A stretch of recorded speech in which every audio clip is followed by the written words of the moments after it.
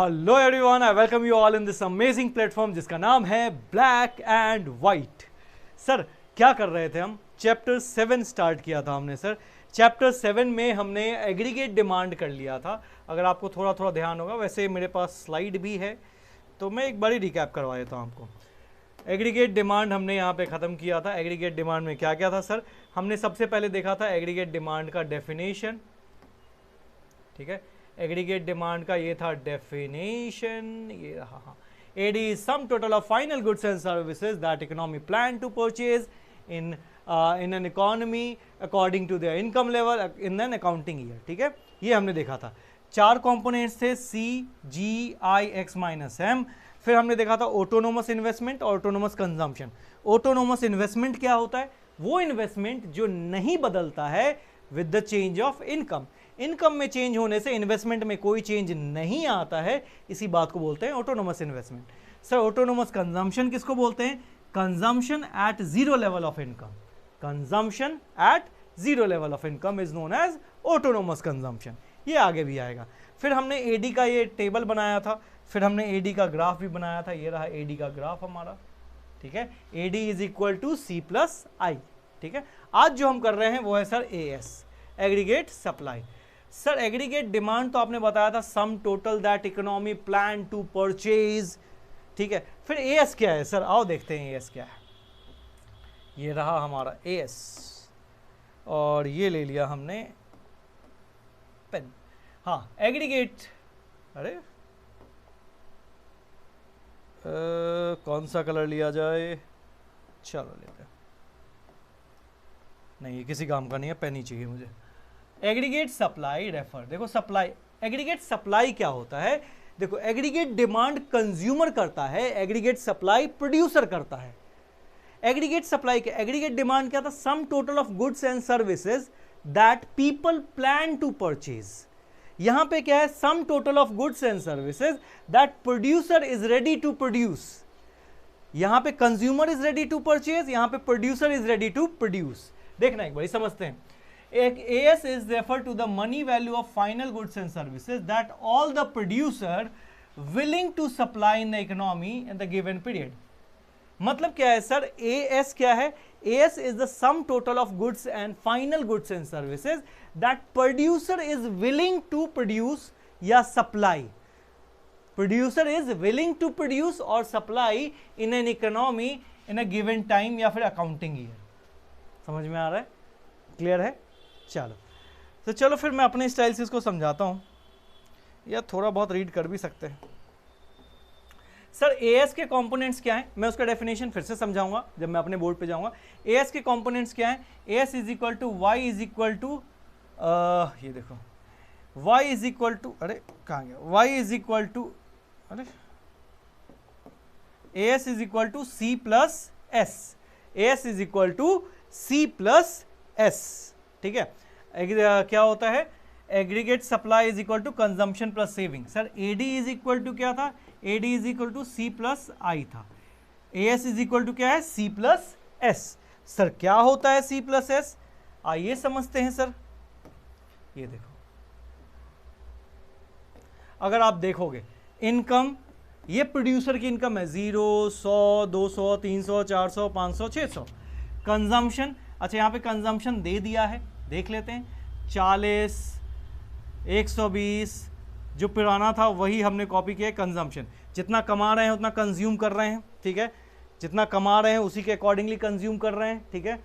चलो आगे समझते हैं। सेविंग क्या होता है? सर जिस समय हम 0 रुपया कमा रहे थे उस समय जब 40 रुपये उड़ा रहे हैं तो सेविंग -40 हो जाएगा क्या? सर समझना एक बात को, चलो मैं अपने बोर्ड पे ही समझाता हूं आपको। चलो आ जाओ।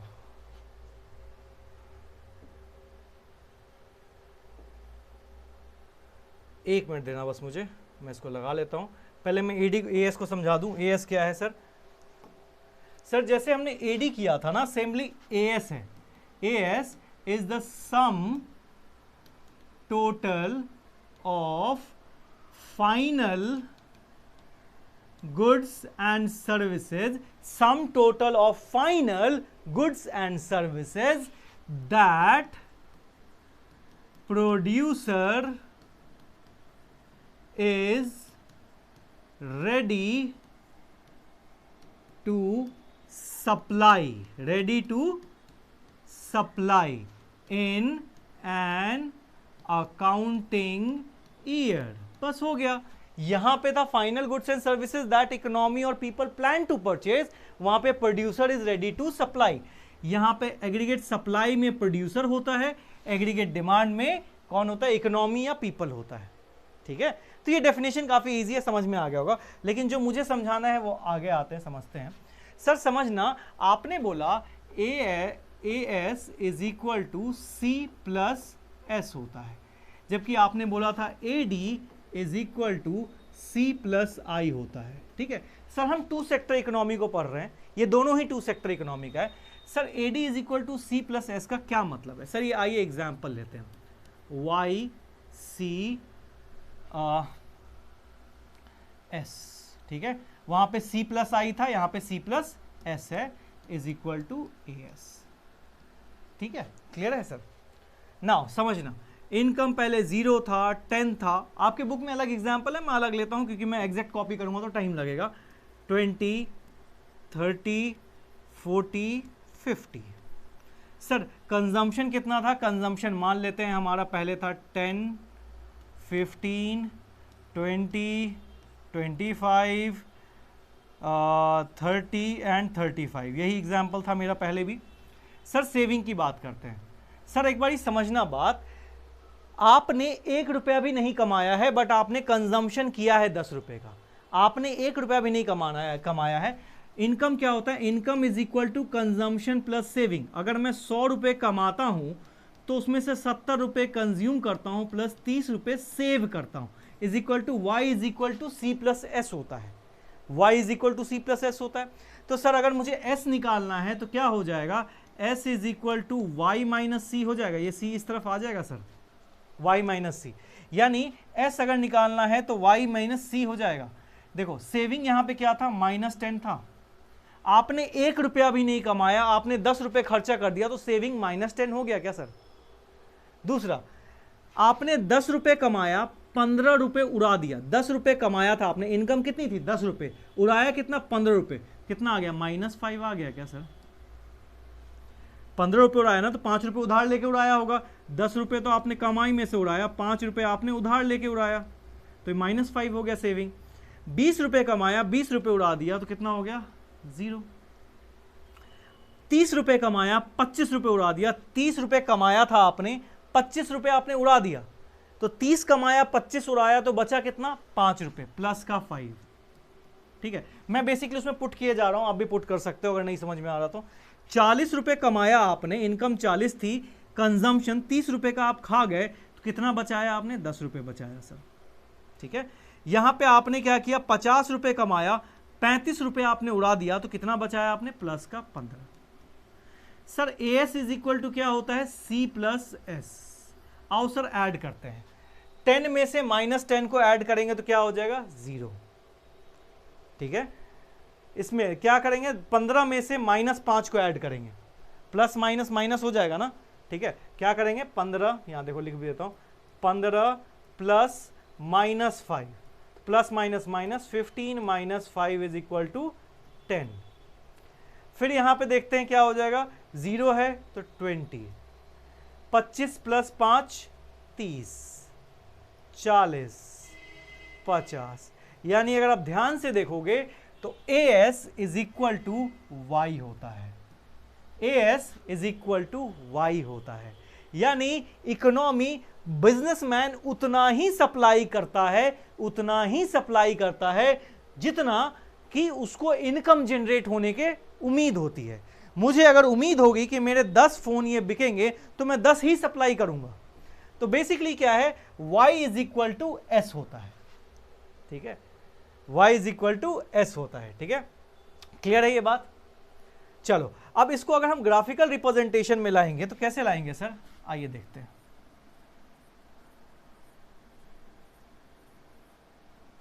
सर ये एक ग्राफ है, ये है हमारा, ठीक है, ये है हमारा क्या? AS, ये हमारा AS भी है, ये हमारा Y भी है, ठीक है।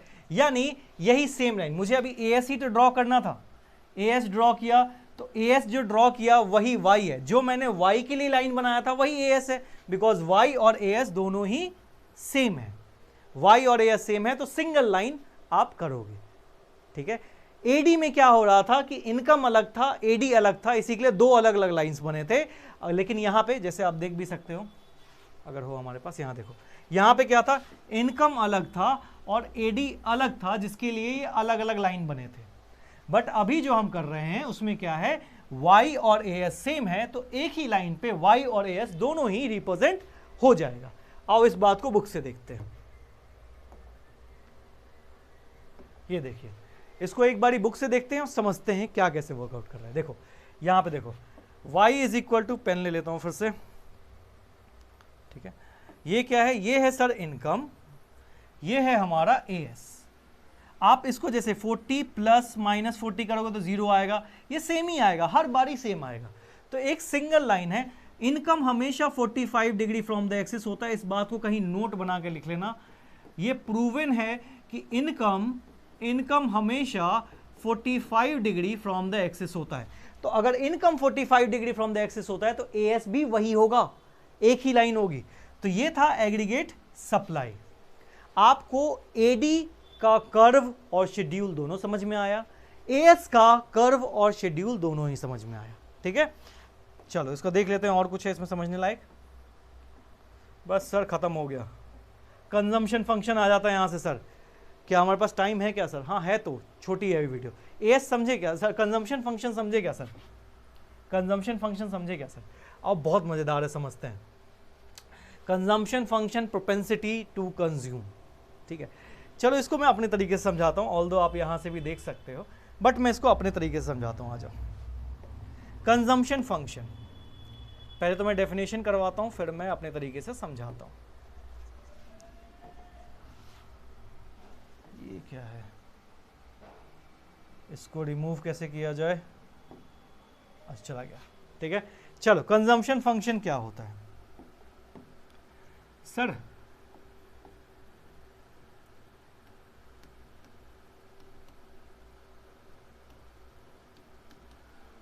कंजम्पशन, CONSUMPTUN, ठीक है। कंजम्पशन फंक्शन, कंजम्पशन फंक्शन क्या होता है? It is a functional relationship. ये एक रिलेशनशिप है, रिलेशनशिप तो आप समझते ही होगे बहुत अच्छे से। ये क्या है? It is a functional relationship between, ये रिलेशन है किसका? इनकम एंड, अच्छा मैं शॉर्ट में लिख दिया, चलो पूरा ही लिख देता हूं।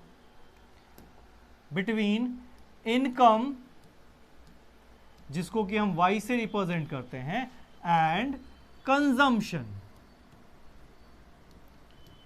इनकम और कंजम्पशन जिसको C से रिप्रेजेंट करते हैं, ठीक है।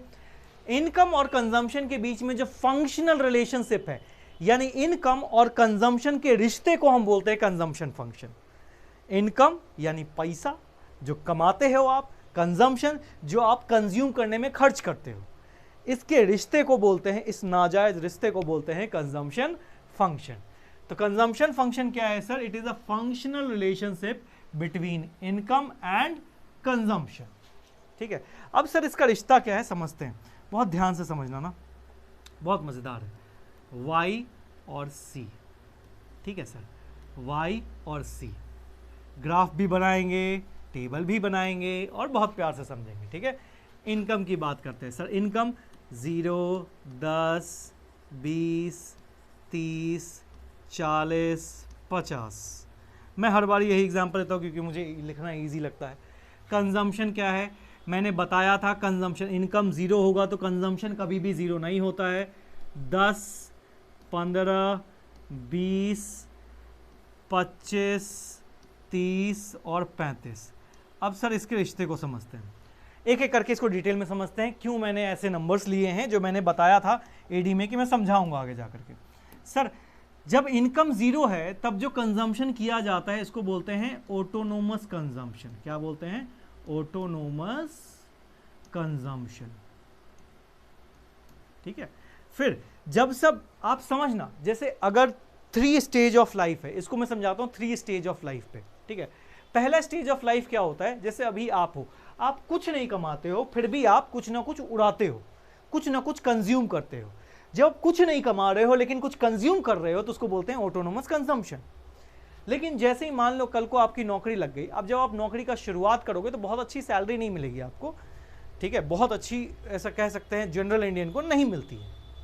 ठीक है, तो जब आपकी इनकम लगती है ना, देखना जो जो नया नया नौकरी करना शुरू करता है वो नए नए एक्सपेंडिचर करने लगता है, यानी जितना कमाता है उससे ज़्यादा खर्च करता है। अगर आज आपकी नौकरी लग जाए तो आप समझना, अगर आप 10,000 कमा रहे होगे तो आप 5,000 खर्चा 15,000 खर्चा करोगे। अगर आप 10 कमा रहे हो तो 15 खर्चा करोगे, यानी इनकम से हमेशा ज़्यादा ही खर्च करते हो आप। ठीक है, तो जब इनकम इंक्रीज होती है, कंजम्पशन और भी तेजी से इंक्रीज होती है। इनकम देखो 0 से 10 हुआ, आपने 10 से 15 कर दिया, आप उधार पे लिए जाओगे सामान। ठीक है, आप 10,000 कमा रहे हो, आपको देखना आईफोन खरीद लोगे, सेकेंड हैंड बाइक ले लोगे, सब ले लोगे। ठीक है, तो जब इनकम इंक्रीज होती है तो सर कंजम्पशन भी इंक्रीज होती है, बट एक पॉइंट आता है जहां पे इनकम और कंजम्पशन इक्वल हो जाता है। एक पॉइंट आता है जहां पे इनकम और कंजम्पशन इक्वल हो जाता है।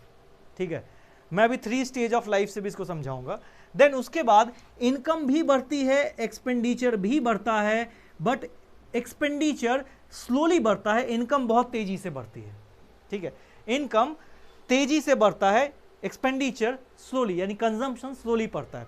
इसको 3 स्टेज ऑफ लाइफ क्या है समझते हैं, 3 स्टेज ऑफ लाइफ से समझते हैं। पहले आपकी इनकम 0 है, फिर भी आप कंजम्पशन कुछ ना कुछ मिनिमम रखते हो। ठीक है, फिर पहला स्टेज। अब आपने दूसरा स्टेज ऑफ लाइफ, अभी आप कुछ नहीं कमा रहे हो, आप पहले स्टेज ऑफ लाइफ में। दूसरा स्टेज ऑफ लाइफ, जैसे मैंने जब शुरुआत में टीचिंग करना शुरू किया, जब कमाना शुरू किया, तो मेरी इनकम, मैं जो कमाता था ऑलमोस्ट, मैं एक रफ आइडिया ले लेता हूँ, लेट सपोज मैं 20,000 कमाता था, तो मैं पापा से मांग के कंजम्पशन जो है कम से कम 30,000 का करता था, कि 20,000 कमाया और 30,000 उड़ा रहा हूँ, यानी इनकम से ज़्यादा उड़ाता था, इनकम से ज़्यादा उड़ाता था। ठीक है, फिर थर्ड स्टेज ऑफ लाइफ में आते हैं। थर्ड स्टेज ऑफ लाइफ क्या बताता है कि जब एक पॉइंट आया, जब मैं मास्टर्स कर लिया था इकोनॉमिक्स में, उसके बाद से पापा ने बोला बेटा ऐसा है, अब नहीं दूंगा पैसा, करो जो करना है खुद करो, एक पैसा नहीं दूंगा। तो आप समझना वहां पे क्या हुआ, इनकम, क्योंकि मेरे पास पापा का पैसा आना बंद हो गया, वहां पे अरे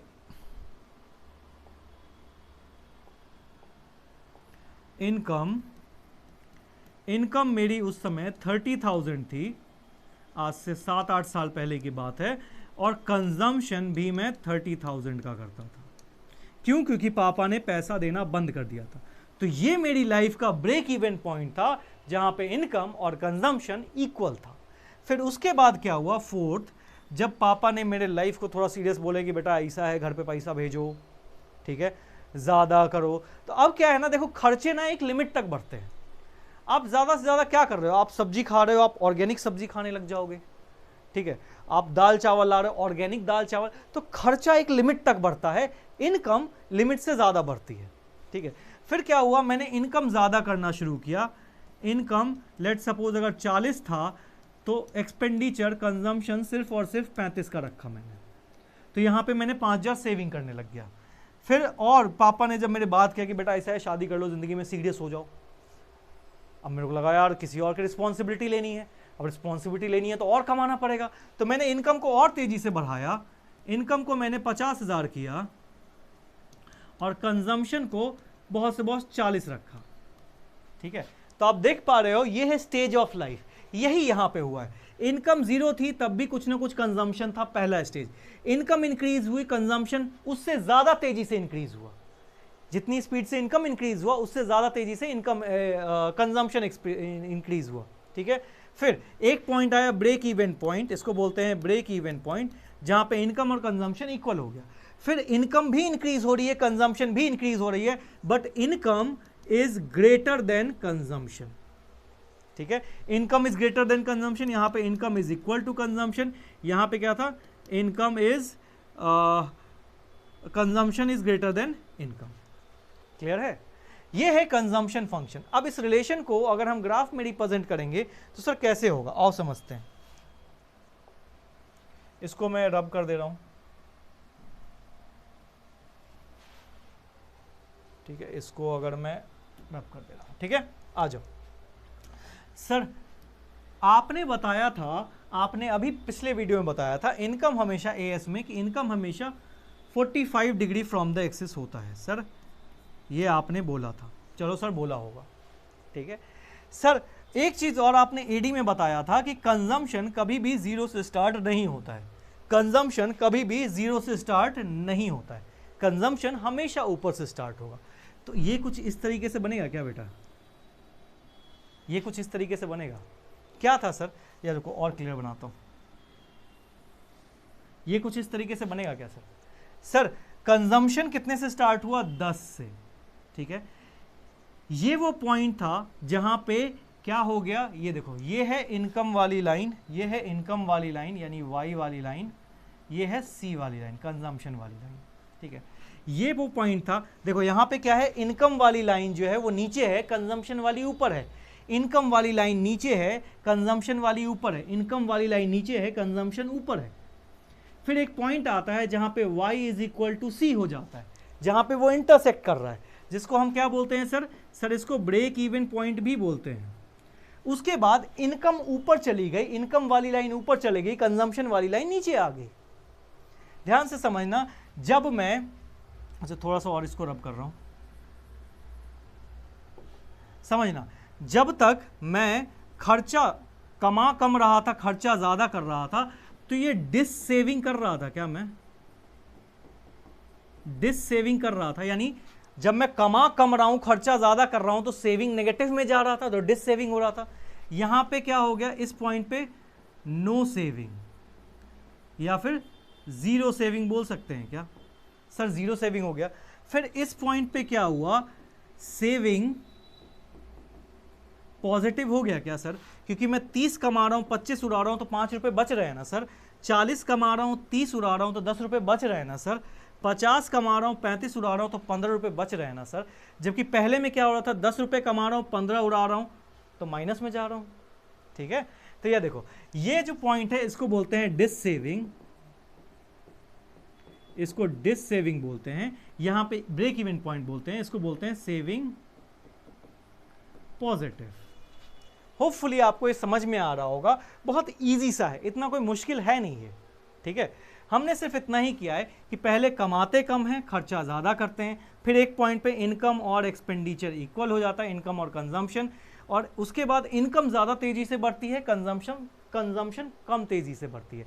अगर आपसे पूछे कि रिलेशन क्या है इसके बीच में, चलो वो भी लिख देता हूँ मैं, ठीक है। अगर इसके बीच में पूछा जाए रिलेशनशिप, अगर आपको बोला जाए right relationship between income and consumption, तो पहला रिलेशन क्या होगा, when income is zero, when income is zero, consumption is minimum। जब इनकम जीरो थी तो कंजम्पशन मिनिमम था। Second point, when income increases, जब इनकम इंक्रीज होता है कंजम्पशन ऑल्सो इंक्रीजेज, कंजम्पशन भी बढ़ता है। सर जब इनकम बढ़ता है तो कंजम्पशन भी बढ़ता है, but income is less than consumption, ठीक है। Third relation sir, third relation क्या है, income is equal to consumption. ये पॉइंट जहां पे इनकम और कंजम्पशन इक्वल है, ठीक है। होपफुली आपको दिख रहा हो ये, ठीक है। इनकम कंजम्पशन इक्वल है, सर फोर्थ रिलेशन क्या है, income increases and consumption also increases,